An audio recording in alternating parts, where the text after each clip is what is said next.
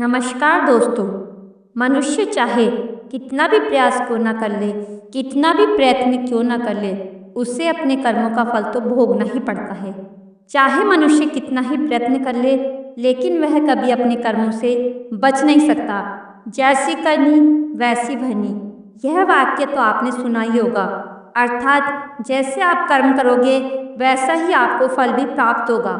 लेकिन मेरा एक प्रश्न है, क्या आप इस बात पर यकीन करते हैं कि जैसा आप कर्म करें वैसा ही आपको फल भी मिलेगा? अब आप में से अधिकतर लोगों के मन में यह प्रश्न जरूर उठ रहा होगा, क्योंकि इसने पूछने वाली बात क्या है? यह तो सत्य ही है कि जैसे हम कर्म करेंगे वैसा ही हमें फल भी मिलेगा। लेकिन एक बार के लिए आंखें बंद करके अपने आप से यह प्रश्न कीजिए, देखिएगा कि आपको इस प्रश्न का उत्तर स्पष्टता से नहीं मिल पाएगा। कहीं ना कहीं आपके मन में एक संशय जरूर होगा कि क्या यह बात सच है या झूठ। दोस्तों, आज इस कहानी से हम समझेंगे कर्मों का खेल। आखिर अच्छे कर्मों का फल अच्छा और बुरे कर्मों का फल बुरा कैसे होता है। बहुत समय पहले की बात है। किसी गांव में एक बहुत ही ज्ञानी पंडित रहता था। एक दिन वह अपने बचपन के दोस्त से मिलने के लिए दूसरे गांव में जा रहा था। उसका वह दोस्त बचपन से ही गूंगा और एक पैर से अपाहिज था। उस पंडित के गांव से उसके दोस्त का घर काफी दूर था। वहां जाने के लिए बीच में कई सारे छोटे छोटे गांव पड़ते थे।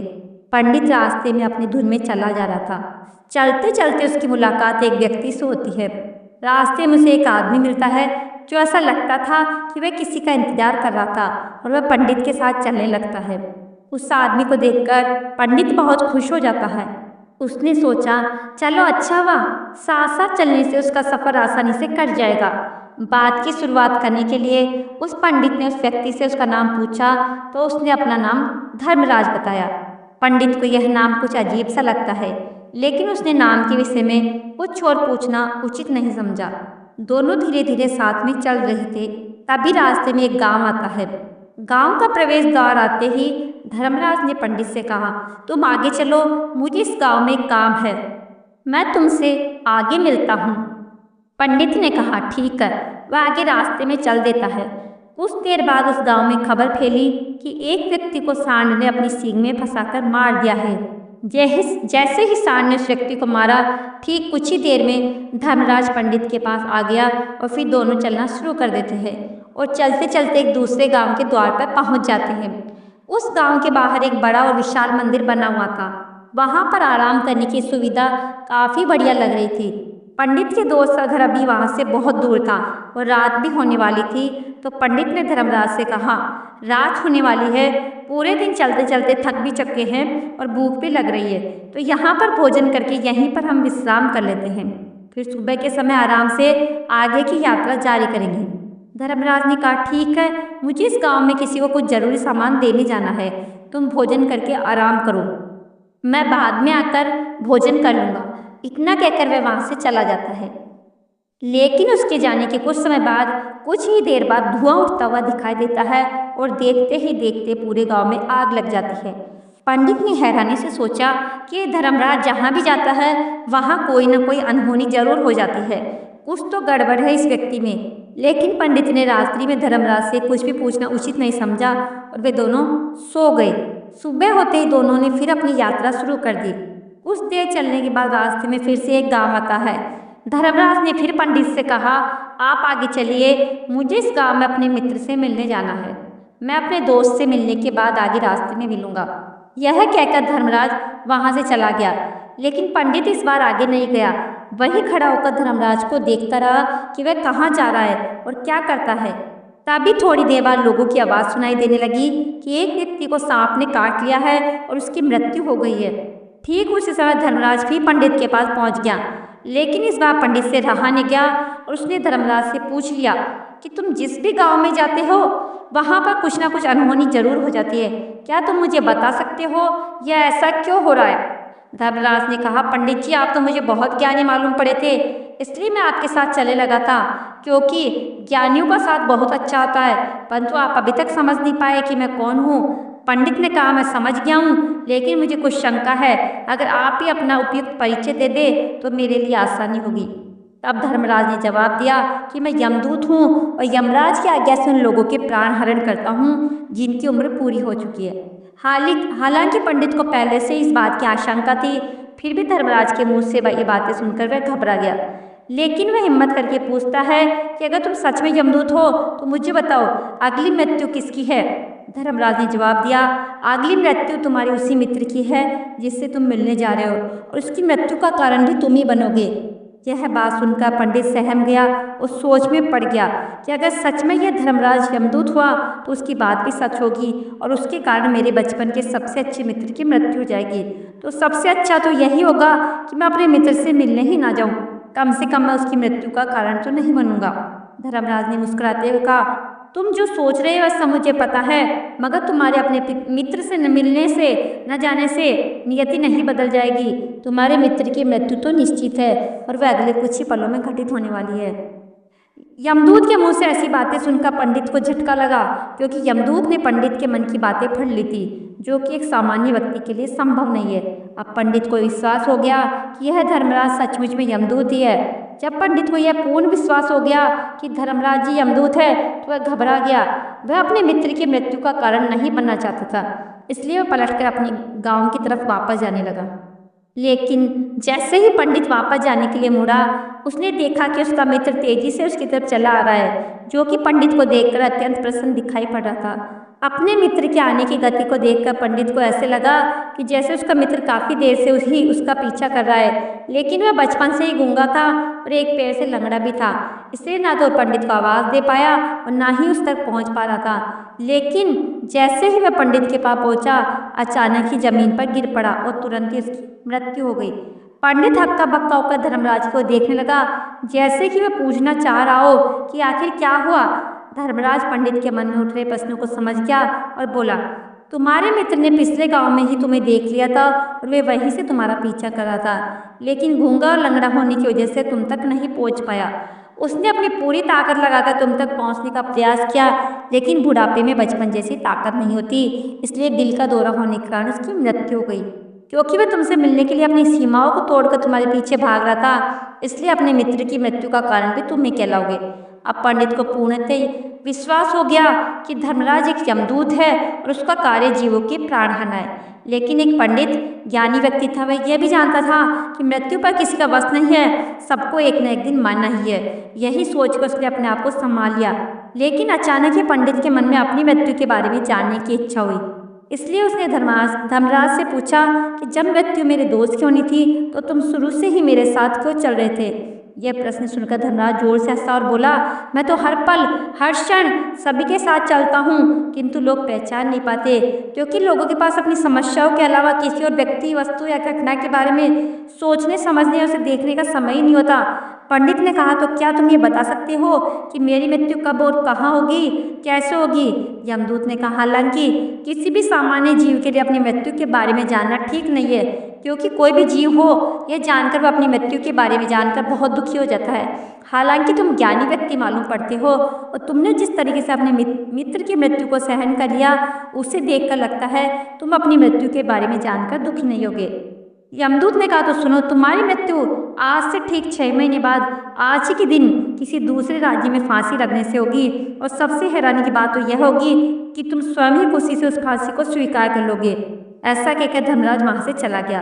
क्योंकि अब धर्मराज के पास पंडित के साथ चलने का कोई कारण न था, इसके बाद पंडित ने अपने मित्र के शरीर का अंतिम संस्कार किया और यथाशक्ति उसके क्रियाक्रम करके अपने गांव वापस आ गया। लेकिन कोई व्यक्ति कितना भी ज्ञानी क्यों न हो, अपनी मृत्यु के बारे में जानकर दुखी तो होता ही है और मृत्यु से बचने का कोई न कोई उपाय भी खोजता है। तो पंडित ने भी वही किया। क्योंकि पंडित था इसलिए उसकी पहचान उस राज्य के राजा तक थी। पंडित ने सोचा कि राजा के पास तो कई सारे ज्ञानी मंत्री हैं, वे मेरी मृत्यु से संबंधित समस्या का कोई ना कोई समाधान निकाल ही लेंगे। पंडित यही सब सोचता हुआ राज दरबार में पहुंच जाता है। वो राजा से सारी घटना के बारे में बताता है। राजा ने अपने मंत्रियों को सारी समस्या बताई और उनसे सलाह मांगी। अंत में सभी ने विचार विमर्श करके कहा, अगर पंडित की बात सही है तो उसकी मृत्यु भी 6 महीने बाद ही होगी, लेकिन मृत्यु तो तब होगी जब वह किसी दूसरे राज्य में जाएगा। यदि वह किसी दूसरे राज्य में जाए ही ना तो मृत्यु ही नहीं होगी। मंत्रियों की यह सलाह राजा को भी सही लगी। इसके बाद पंडित के रहने की सारी व्यवस्था महल में ही कर दी गई और राजा के आदेश के बिना उस पंडित से किसी को भी नहीं मिलने दिया जाता था। लेकिन पंडित कहीं भी आ जा सकता था ताकि पंडित को यह न लगे कि वह राजा की कैद में है, परंतु पंडित डर के मारे स्वयं ही कहीं नहीं आता जाता था। धीरे धीरे महीने गुजरते गए और पंडित की मृत्यु का समय नज़दीक आने लगा और अंततः वह भी दिन आ गया जिस दिन पंडित की मृत्यु होनी थी। तो जिस दिन पंडित की मृत्यु होनी थी उसकी एक रात पहले पंडित डर के मारे जल्दी ही सो गया ताकि जल्दी से वह रात बीत जाए और अगला दिन आ जाए ताकि उसकी मृत्यु टल सके। यही सोचकर वह जल्दी सो जाता है। लेकिन पंडित को नींद में चलने की बीमारी थी और वह स्वयं अपनी बीमारी के बारे में नहीं जानता था। फिर राजा, मंत्री या किसी वैद्य को इसके बारे में बताने का कोई प्रश्न ही नहीं उठता। पंडित अपनी मृत्यु को लेकर बहुत चिंतित था। वह पिछले कई दिनों से ठीक से सो भी नहीं पा रहा था। और नींद में चलने की बीमारी भी तभी होती है जब व्यक्ति ठीक से सो नहीं पा रहा हो। तो उस रात भी पंडित को नींद में चलने का दौरा पड़ा। वह उठा और महल से निकलकर अस्तबल में गया। क्योंकि पंडित राजा का खास मेहमान था इसलिए किसी भी पहरेदार ने उसे नहीं रोका और ना ही किसी तरह की पूछताछ की। अस्तबल में पहुंचकर वह सबसे तेज चलने वाले घोड़े की पीठ पर सवार होकर नींद में ही अपने राज्य की सीमा से बाहर दूसरे पड़ोसी राज्य में चला गया। इतना ही नहीं, वह दूसरे राज्य के राजा के महल में पहुंच गया। उस महल के पहरेदार ने भी उसे नहीं रोका और ना ही कोई पूछताछ की। सभी लोग रात्रि का अंतिम प्रहर होने के कारण गहरी नींद में थे। वह पंडित सीधे राजा के सैन्य कक्ष में पहुंचा जहां राजा और रानी सो रहे थे। वह पंडित वहीं जाकर सो गया। सुबह हुई तो राजा ने देखा पंडित को रानी के बगल में सोया हुआ। तो राजा बहुत क्रोधित हो गया। राजा ने पंडित को कैद करने का आदेश दे दिया। पंडित गिरफ्तार हो गया। लेकिन पंडित को कुछ भी समझ में नहीं आ रहा था कि आखिर ये चक्कर क्या है।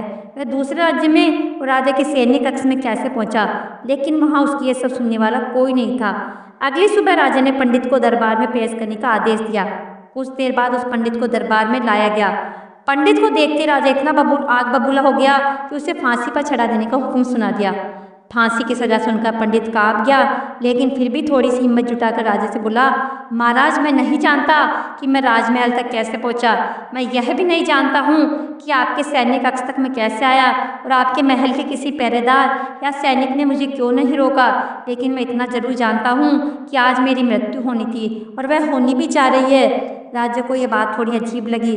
उसने पंडित से पूछा, तुम्हें कैसे पता कि आज तुम्हारी मृत्यु होनी है। राजा के इस प्रश्न के जवाब में पंडित ने पिछले 6 महीने का सारा वाक्य राजा को सुना दिया। वो बोला, महाराज, इतना क्या, किसी भी सामान्य व्यक्ति में इतना साहस नहीं कि वह राजा के सैन्य कक्ष में राजा की उपस्थिति में रानी के साथ सो जाए। राजा को पंडित की बात में थोड़ा तर्क दिखाई पड़ा, परंतु उसने सोचा कि मृत्यु से बचने के लिए धर्मराज और उसके द्वारा अपनी मृत्यु की भविष्यवाणी की कहानी बना रहा है। इसलिए राजा ने पंडित से कहा, यदि तुम्हारी बात सत्य है और आज ही तुम्हारी मृत्यु का दिन है, जैसा कि यमदूत धर्मराज ने तुमसे कहा था, तो आज तुम्हारी मृत्यु का कारण मैं नहीं बनूंगा। लेकिन यदि तुम्हारी बात झूठी निकली तो निश्चित ही आज तुम्हारी मृत्यु का दिन होगा। क्योंकि जिस राज्य से पंडित आया था उस राज्य का राजा इस राजा का मित्र था। इसलिए राजा ने तुरंत अपने 2 सैनिकों को पड़ोसी राजा के पास भेजकर पंडित की बात की सत्यता का प्रमाण मांगा। सैनिक भेजे गए, शाम तक लौटे। उन्होंने राजा को बताया कि महाराज, पंडित जो भी कुछ कह रहा है वह सब सत्य है। पड़ोसी राज्य के राजा ने पिछले 6 महीने से पंडित के रहने की सारी व्यवस्था अपने ही महल में कर रखी थी। पंडित राजा का खास मेहमान था। कल शाम राजा आखिरी बार पंडित से उसके कक्ष में मिले थे और उसके बाद यह इस राज्य में कैसे पहुंच गया इसकी जानकारी किसी को भी नहीं है। इसलिए उस राज्य के राजा के अनुसार पंडित को फांसी की सजा देना ठीक नहीं है। लेकिन राजा के सामने एक नई समस्या थी, क्योंकि उसने बिना पूरी बात जाने ही पंडित को फांसी की सजा सुना दी थी। इसलिए अगर पंडित को फांसी नहीं दी जाती तो राजा के वचन का अपमान हो जाएगा। लेकिन अगर राजा की बात का मान रखा जाए तो बेवजह ही एक निर्दोष व्यक्ति की मौत हो जाएगी। राजा ने अपने सभी मंत्रियों से इस बारे में सुझाव मांगा। तो मंत्रियों ने राजा को सुझाव दिया कि महाराज, पंडित को एक कच्चे सूत के धागे से फांसी लगवा दी जाए। इससे आपके कथन का भी मान रह जाएगा और कच्चे सूत के धागे से पंडित की फांसी भी नहीं लगेगी और उसके प्राण भी बच जाएंगे। राजा को मंत्रियों का यह सुझाव पसंद आया और उसने ऐसा ही करने का आदेश दे दिया। पंडित के लिए कच्चे सूत के धागे से फांसी का फंदा बना गया और नियम के अनुसार पंडित को फांसी पर चढ़ाया जाने लगा।